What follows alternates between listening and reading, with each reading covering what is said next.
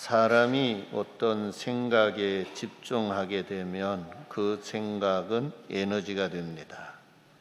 밤이나 낮이나 묵상하면 생각하는 그것을 실행할 수 있는 에너지가 되는 것입니다.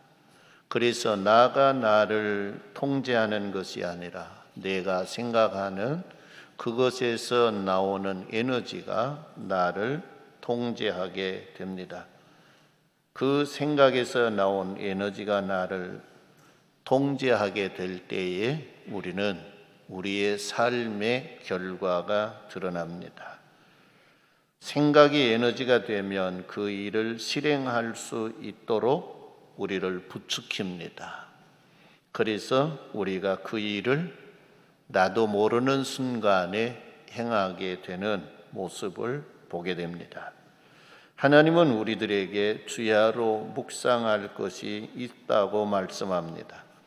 시편 1편 1절로 3절 말씀에 보면 복 있는 사람은 악인들의 꾀를 따르지 아니하며 죄인들의 길에 서지 아니하며 오만한 자들의 자리에 앉지 아니하고 오직 여호와의 율법을 즐거워하여 그의 율법을 주야로 묵상하는도다. 그는 시냇가에 심은 나무가 철을 따라 열매를 맺으며 그 잎사귀가 마르지 아니함 같으니 그가 하는 모든 일이 다 형통하리로다 했습니다. 너희가 복 있는 사람이 되기를 원하느냐? 여호와의 율법을 주야로 묵상하라는 것입니다. 너가 형통한 사람이 되기를 원하느냐? 그러면 여호와의 율법을 주야로 묵상하라. 여호와의 율법을 묵상하면 너가 복 있는 사람이 되도록 살 것이고 너의 삶이 형통한 삶을 살게 되리라라고 말씀했습니다. 오늘 우리 성도들이 여호와의 율법을 주야로 묵상하는 분들이 되셔서 여러분들이 복 있는 분이 되기를 바랍니다. 여러분의 삶에 형통한 축복을 받는 성도들이 되기를 주님의 이름으로 축원합니다. 우리가 묵상하는 것에 따라서 역사하는 이들이 있습니다. 선한 걸 묵상하고 하나님의 말씀을 묵상하면 하나님이 우리 뒤에서 역사하시고 하나님이 우리를 도우십니다. 그러나 악한 것을 묵상하면 사탄 마귀가 역사해서 악한 행동을 하도록 우리를 부추기고 도와준다는 것입니다. 그래서 처음부터 사람이 악한 사람이 없습니다. 처음부터 악한 사람이 있는 것이 아니라 그 사람의 마음속에 악한 생각이 들어오고 악한 일들을 계속해서 묵상하면 그 사람은 악한 행동을 하게 돼 있는 것입니다. 그래서 우리 성도님들은 더욱더 하나님의 말씀을 묵상하고 살아가는 귀한 성도들이 되셔야 합니다. 오늘은 예수님이 찾아오심과 예수님을 만난 것이 우리들에게 얼마나 큰 기쁨이 되는가를 생각하면서 은혜를 나누고자 합니다. 예수님을 만나는 것은 우리들에게 기쁨을 충만하게 해줍니다. 태안에 있는 예수님이나 태어난 예수님이나 좌우지간에 예수님을 만나기만 하면 우리들은 기쁨이 충만해진다는 것입니다. 그래서 예수님을 만나는 그 사건이 우리들에게 매우 귀중합니다. 아직 태어나지도 않고 성령으로 동정녀 마리아의 뱃속에 잉태된 지 얼마 되지 않는 그 예수님이 오늘 본문 말씀에 사가랴의 집 엘리사벳을 방문하게 됩니다.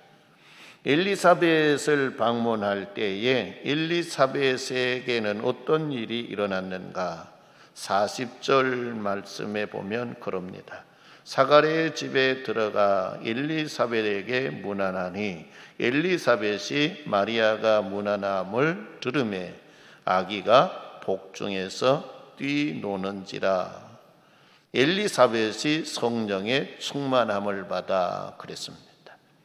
여기에 동정녀 마리아의 방문으로 인해서 엘리사벳의 태안에 있는 세례 요한이 뛰노은 것이 아닙니다.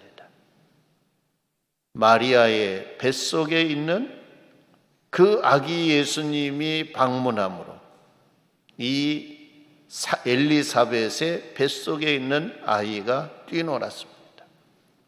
44절에는 그렇게 이야기합니다.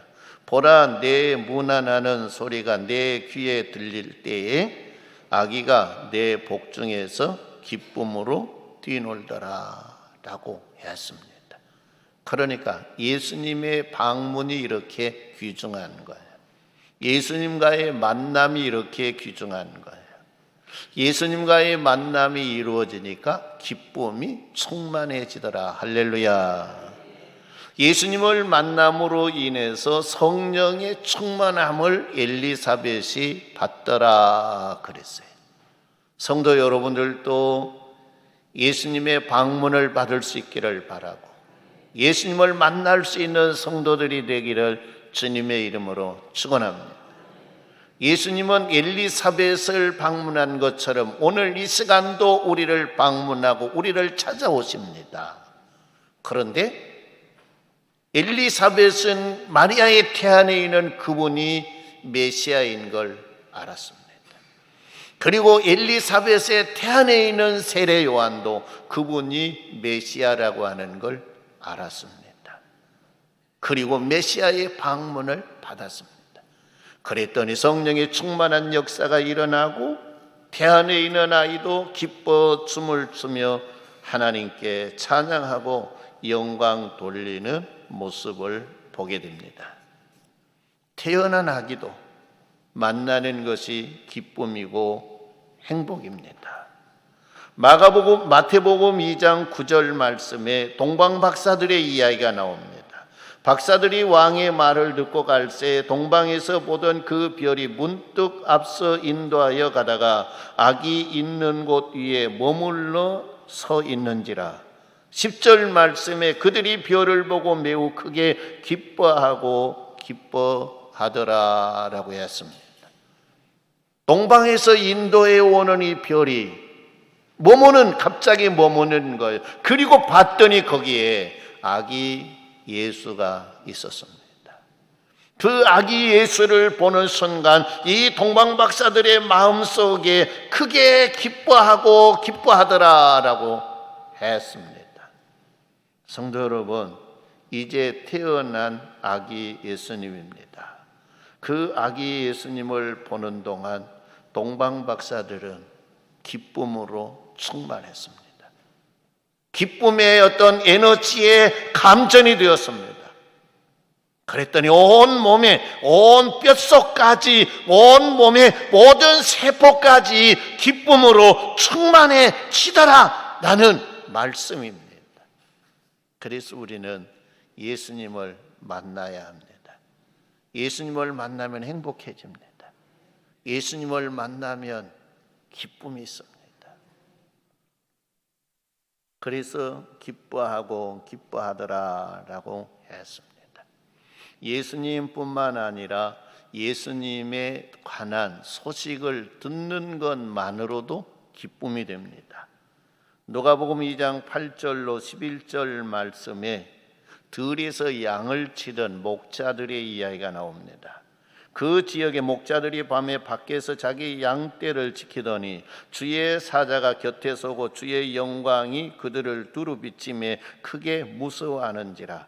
천사가 이르되 무서워하지 말라. 보라, 내가 온 백성에게 미칠 큰 기쁨의 좋은 소식을 너희에게 전하노라. 오늘 다윗의 동네에 너희를 위하여 구주가 나셨으니 곧 그리스도 주시니라. 할렐루야. 온 백성에게 미칠 큰 기쁨의 소식.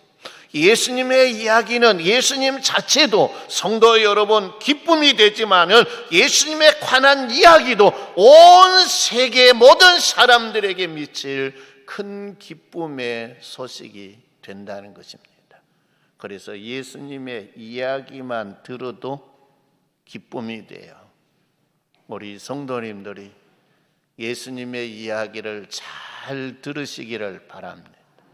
그래서 여러분들이 이 세상, 어렵고 힘든 세상 속에서 예수님으로 인해서 기쁘게 살아야 되지 않습니까?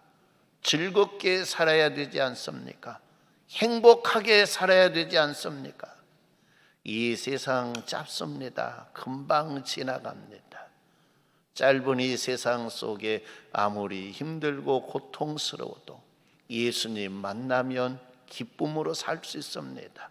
즐겁게 살 수 있습니다. 행복하게 살 수 있다는 것입니다. 예수님은 이 땅에 왜 오셨는가? 예수님에게 있는 기쁨을 우리에게 충만하게 해 주시기 위해서 오신 분이 예수님입니다. 요한복음 15장 11절 말씀에 내가 이것을 너희에게 이름은 내 기쁨이 너희 안에 있어 너희 기쁨을 충만하게 하려 함이라. 할렐루야. 우리 예수님에게는 오직 기쁨밖에 없어요.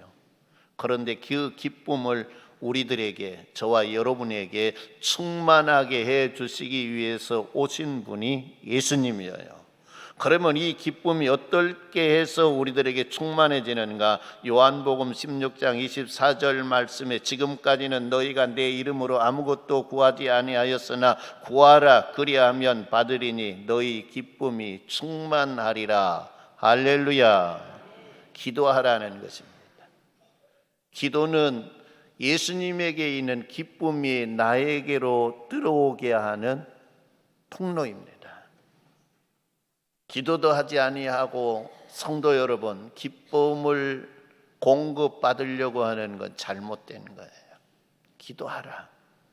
구하면 구하는 것도 받을 수 있고, 구하면 예수님에게 있는 그 기쁨이 내 마음속에 와서 내 마음을 충만하게, 내 마음의 기쁨으로 가득 차게 해 주시기 위해 예수님이 오셨다는 것입니다. 예수 믿는다고 하면서도 마음속에 기쁨이 없는 건 무언가 잘못되었어요. 예수님이 기쁨 주려고 오셨는데 그 기쁨이 내 안에 없다고 하면 답은 하나인 것 같아요. 그 안에 예수님이 없다는 것이죠. 예수님이 있으면 기뻐할 수밖에 없어요. 환경이 어려워도, 건강이 안 좋아도, 내가 가난해도, 어떤 내가 험악한 꼴을 당했다 할지라도 예수님이 내 안에 계시면 기쁨이 있는 거예요. 즐거움이 있는 거예요. 감사가 있는 거예요. 찬양이 있는 거예요. 그런데 나는 교회를 다녀도 기쁨이 하나도 없다. 왜 없는가? 예수님이 아직 안 오셨어요. 예수님을 아직 만나지 못했어요. 그런데 예수님은 뭐라 그러냐? 내가 문 밖에 서서 두드리노니 너가 열면 내가 너에게 들어가고 너가 내 안에 거하리라. 할렐루야. 따라합니다. 예수님, 내 안에 오시옵소서. 날 만나 주시옵소서. 나의 마음을 주님을 향해 엽니다. 나를 만나서 예수님 안에 있는 기쁨이 나에게 충만하게 해 주시옵소서. 할렐루야. 그렇게 되기를 주님의 이름으로 축원합니다. 예수님 앞에 서기만 해도 기쁨이 된다, 있다 그랬어요. 누구 앞에요? 예수님 앞에 서기만 해도 기쁨이 돼요. 사도행전 2장 28절 말씀에 주께서 생명의 길을 내게 보이셨으니 주 앞에서 내게 기쁨이 충만하게 하시리로다. 할렐루야. 내가 주 앞에 서니까 주님이 내 안에 기쁨을 충만하게 해주시더라는, 요거 믿음의 사람들의 고백이에요. 이렇게 경험하고 체험했던 이런 일들이 자기에게 이루어졌던 사람들의 간증이에요. 그래서 우리는 항상 예수님 앞에 서야 돼요. 주님 앞에 서서 성도 여러분, 슬픔을 이기고 고통스러운 걸 이길 수 있는 사람이 되기를 바랍니다. 마음이 우울해질 때 누구 앞에 서야 됩니까? 예수님 앞에 서야 돼요. 그러면 우울한 마음은 사라지고 기쁨으로 충만해질 걸 믿습니다. 그런데 그가 예수님을 만나고 성도 여러분, 그의 삶이 새로워지는 모습을 보게 돼요. 사울이라고 하는 사람은 예수님 만나기 전에 사울의 마음속에 무엇이 있었는 줄 압니까? 성경은 그걸 가르쳐 줘요. 사도행전 9장 1절 말씀에 사울이 주의 제자들에 대하여 여전히 위협과 살기가 등등하며 그랬어요. 살기가 뭡니까? 살기가 사람을 죽이고자 하는 마음이에요. 그냥 사람을 죽여야겠다고 하는 그 마음이 사울의 마음속에 충만한 거예요. 누구를? 예수 믿는 사람들. 잡아서 내가 죽여야 되겠다. 그래서 그를 살기가 충만하고 등등하더라. 성도 여러분, 살기가 있는 사람은 무서워요, 안 무서워요? 무서워요. 살기가 있는 사람은요. 당장이라도 그 옆에 있으면 때려 죽일 기세를 가지고 있지 않아요. 그래서 사람을 해하게 하는 것이 살기예요. 그것이 사울의 마음속에 충만했어요. 그런데 그가 예수님을 만났어요. 예수님을 만나고 난 다음에 이 사울의 마음속에는 살기가 사라져 버렸어요. 그리고 무엇이 충만했는가? 빌립보서 2장 17절 18절 말씀에 만일 너희 믿음의 제물과 섬김 위에 내가 나를 전제로 드릴지라도 나는 기뻐하고 너희 무리와 함께 기뻐하리니 이와 같이 너희도 기뻐하고 나와 함께 기뻐하라 그랬어요. 기쁨으로 가득 찬 거예요. 할렐루야. 성도 여러분들에게도 살기가 있습니까? 그러면 예수 만나야 돼요.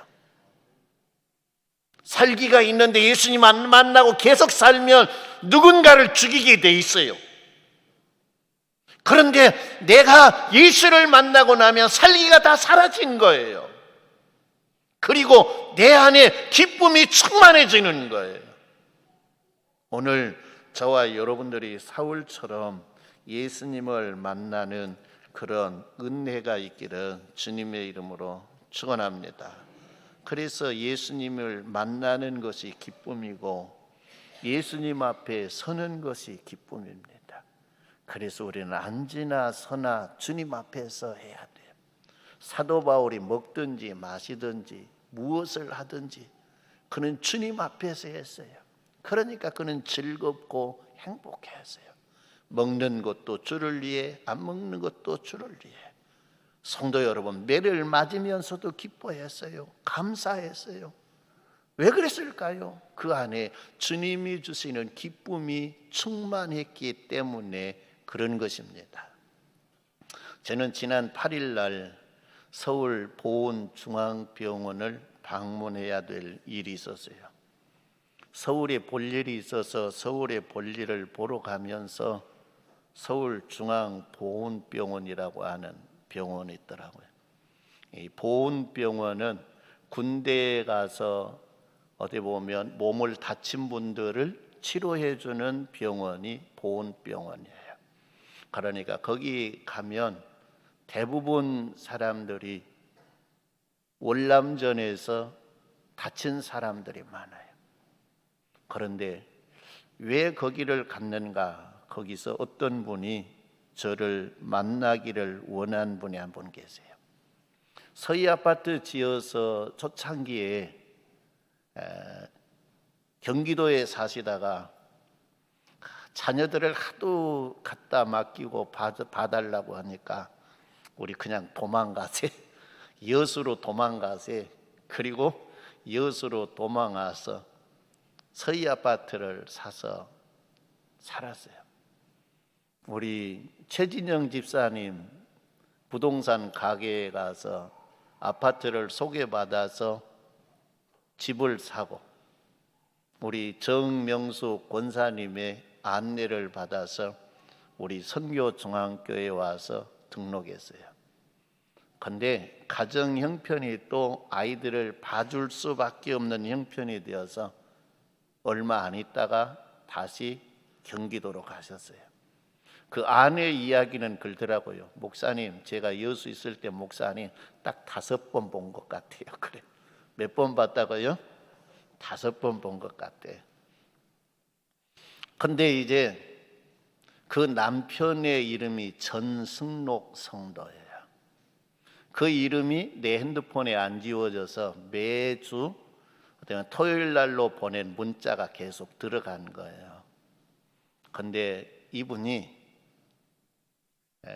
월남전에서 전쟁을 하다가 총알이 요 뒤로 날아가서 스치면서 갔는데 그것으로 인해서 한쪽 청각이 가부럽더라고요. 그렇게 이제 사셔서 서울 보훈중앙병원에 입원한 지는 한 3년 정도 되시더라고요. 그런데 이제 이분이 한 2주 전에 새벽 2시 50분에 전화가 왔어요. 밤중에 깜짝 놀라서 전화를 받았죠. 무슨 일이 일어났는가. 근데 우리 교회 이름이 비슷한 이름이 또 있어요. 전성록이라고 하는 이 여자아이인데 청년이에요. 근데 전성록하고 전승록하고 내가 착각한 거예요. 그런데 전화를 해놓고는 아무 소리가 없어요. 뭐 부시락건 소리만 나지 안 들려요. 그래서 잘못 걸렸는가 보다 하고 전 이제 끄고 이제 또 자는데 한 5분 있다 보니까 또 벨이 울려요.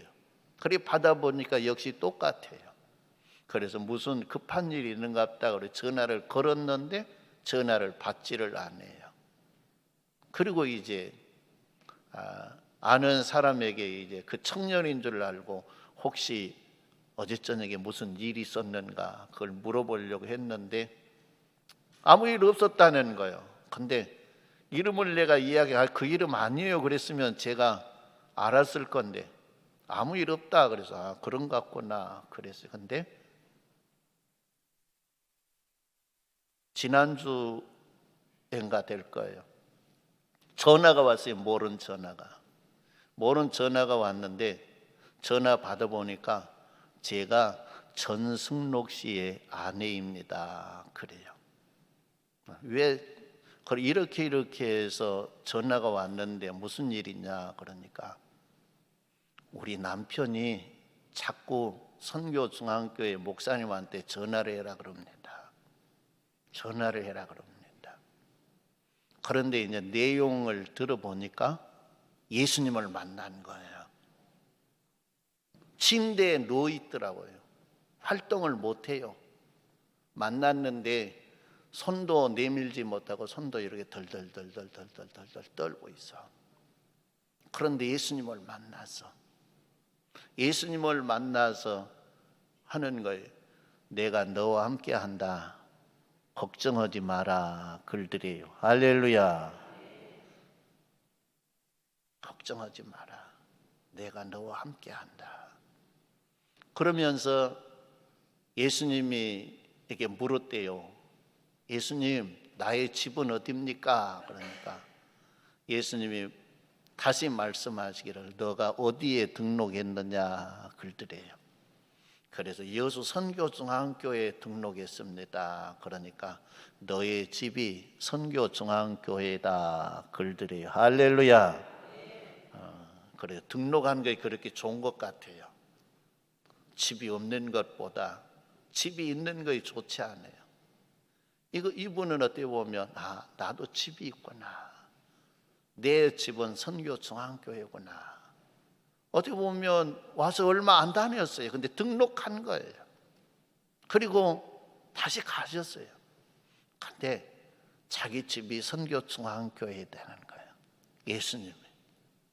그리고 예수님이 말씀하시는데 너 다른 사람들에게는 모든 걸 다 정리하는데 왜 나하고 관계는 정리하지 않느냐 그랬더래요. 그래서 예수님 무슨 소리입니까? 그러니까 너희 놈아 내 거 띠먹은 것만 있잖아. 뭘 떼먹었을까요? 역시 똑똑이야. 떼어 먹으면서도 똑똑이야. 예수님이 걸더래요. 이분이 몸이 안 좋아지니까 삶을 다 정리했대요. 빚 갚을 거 갚고 계산할 거 계산하고 남은 거 자녀들 나눠주고 다 정리했어. 그런데 예수님도 정리하기를 기다리셨던 것 같아요. 너 왜 사람들하고 관계는 정리하면서 나하고 관계는 정리하지 않느냐 그러더래. 그래서 이제 이분이 생각해 보니까 하나님의 것을 자기가 계산하니까 2억 5천을 떼먹었더래요. 얼마를 떼먹었어요? 여기 더 떼먹은 인간도 있는 것 같아요. 저는 깜짝 놀랐어요. 예수님도 정확히 계산하고 계신구나. 정확히 예수님도 계산하고 계신구나. 그걸 예수님이 계산하기를 원하신구나. 근데 이분은 뭐예요? 있는 거 다 계산하고 자기 수중에 이제 없는 거예요. 아마 몇백 있는 것 같아요. 근데 이것도 내 마음대로 할 수가 없는 거예요. 왜? 내가 움직일 수 없으니까. 내가 아무것도 할 수 없으니까. 그러면서 그래요. 예수님이 왜 나하고는 계산하지 않느냐. 그래서 목사님 내가 계산해 보니까 2억 5천을 떼먹은 것 같아요. 주님이 걸드려요. 여러분은 주님 앞에 설 때 뭐라 그럴 것 같아요? 그래서 제가 거기서 어떻게 보면 두려움과 충격을 받았어요. 주님 앞에 계산해야 될 때에 내가 힘이 있고 내가 손으로 뭔가 할 수 있을 때 계산해야 되겠구나. 다 어떻게 보면 인간들 사이에 계산 다 해버리고 내 건강이 무너져서 내가 한 발자국도 남의 도움이 없이는 움직일 수 없는 그 상황 속에서 주님은 그 성도를 향해 왜 계산하지 않느냐라고 말씀하시면 나와 여러분에게는 물을까요? 안 물을까요? 안 묻는구나. 분명히 물으실 거예요. 그분에게 물었으면 나에게도 묻는다. 그때 뭐라 그럴까요? 그래서 그분은 예수님과 그런 대화를 했어요. 그리고 난 다음에 이제 자기 집에 목사님에게 전화를 하기를 원한 거예요. 근데 어떻게 해서 눌리기는 왜 그러냐면 이 청각에 가버렸으니까 이 이어폰을 안 끼면 안 들린답니다. 그러니까 이분이 자다가 이어폰이 빠져본 상황 속에서 어떻게 몸부림을 치다가 전화번호를 누르기를 눌렀는데 통화가 안 되는 거야. 얼마나 답답했을까요? 그래서 아내에게 자꾸 그러는 거예요. 선교중앙교회 목사님한테 전화해라. 아니 그 전화를 알도 모르는데 어떻게 해요? 그러니까 자기에게 매주 들어온 말씀의 문자가 있잖아요. 해라는 거예요. 그래서 이제 통화를 하고 목사님 우리 남편이 목사님 뵙기를 원해요. 영상통화 한번 할 수 있게 해주세요. 그래서 영상통화를 하면서 기도를 해줬어요. 그랬더니 그 기도를 받고 감격해서 1시간을 우시더래요. 1시간을. 그리고 이제 제가 9월 8일 날 서울 볼 일이 있는데 그때 가면 내가 시간이 나면 한번 찾아뵐게요. 그래서 그리고 내가 볼 일 다 보고 이제 오후에 이제 제 일 다 봤습니다. 거기 찾아갈게요. 그러고 보니까 내비를 찍으니까 1시간 정도 나오더라고요. 제가 있는 데서. 그래서 이제 간다고 전화를 했는데 이분이 제가 오기 전에 감격하고 또 30분을 우시더래요. 30분을. 침대에 누워서 우시더라는 거예요. 그리고 만나서 그 이야기를 해요. 이렇게 해서 예수님을 만났습니다. 그런데 이분이 백혈병이 왔대요. 백혈병 진단을 받은 거예요. 그런데 놀라운 결과가 나타났어요. 예수님 만나고 기도받고 다시 검사를 했는데 백혈병 하나도 없다는 거예요. 하나도 없어. 그러면서 이분이 하는 이야기가 그래요. 목사님, 내 여수 한번 갈 겁니다. 근데 내 눈으로 봐서는 도저히 불가능한 것 같아요. 자기가 움직이기도 못하고 뛰어 누워서 있는데 손도 움직여진 거잖아요. 손도 대부분 이렇게 덜덜덜덜덜덜덜 떨고 있는데 그 마음 속에는 그냥 기쁨이 충만해 있는 거예요. 그냥 감사가 충만한 거예요. 그런데 내가 볼 때는 이분이 일어나서 올 수 있을까? 몸에 살은 다 빠지고 어떤 뼈만 앙상하게 남아 있어요. 그런데 오신다는 거예요. 오신다는 거. 그래서 걱정은 되는데 그래 오세요 그랬어요. 그 다음에 일은 하나님이 어떻게 하실란가 몰라요. 그 마음속에 다시 한번 선교 중앙교회 와서 예배 드리는 것이 소원이니까 주님이 그걸 들어주실란가 안 들어주실란가는 몰라요. 그러나 암세포가 다 사라져 버렸대요. 그러면서 이제 퇴원하시려면 퇴원하세요 근다 그래요. 성도 여러분, 예수님을 만난 기쁨이 저는 그렇게 큰 줄 몰랐어요. 제가 아무리 이 성도님을 봐도 기뻐할 수 있는 환경이 아니에요. 기뻐할 수 있는 그런 것이 아니에요. 그런데 그 상황 속에서 이 성도의 마음속에 어떻게 보면 기쁨이 가득 차 있는 거예요. 그래서 저는 말이 뭐라냐, 목사님 기뻐 죽겠어요. 좋아 죽겠어요. 여러분, 병이 들어서 어떻게 보면 몸을 움직이지 못하고 침대에 누워 있는데 뭐 때문에 기뻐 죽겠습니까? 뭐 때문에 행복해 죽을까요? 누구를 만나서? 예수를 만나서. 예수를 만나서. 그래서 성경을 찾아봤어요.